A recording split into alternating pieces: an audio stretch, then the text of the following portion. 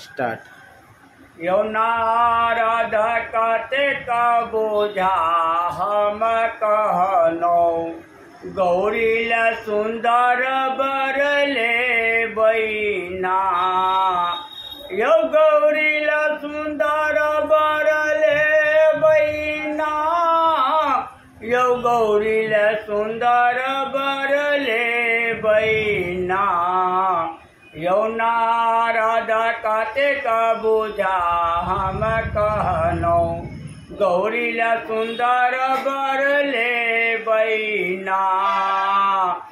यो नारद कते का बोझा हम कहनो, गौरील सुंदर बर ले बैना। यो गौरी के उमर 16 बरस के, शिवजी 60 लगई चतना। यो शिवजी 60 लगई चतना। यो नारद कते का बोझा हम कहनो, गौरील सुंदर बर ले बैना। गौरी के भोजना पूड़िए जिलेबी, शिवजी भांग पीबई चतना। यो शिवजी भांग पीबई चतना। यो नारद कते का बोझा हम कहनो, गौरील सुंदर बर ले बैना। यो नारद कते का बोझा हम कहनो, गौरील सुंदर बर ले बैना।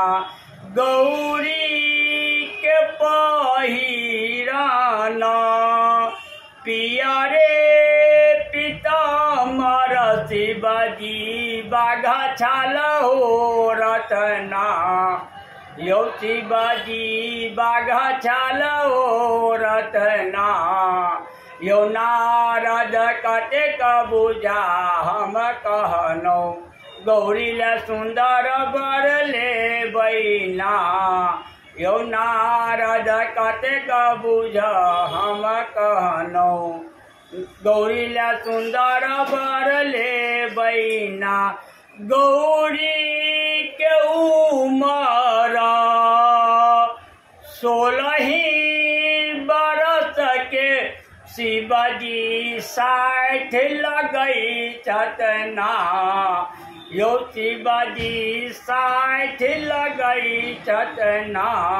यो नारद कते का बोझा हम कहनो, गौरील सुंदर बर ले बैना।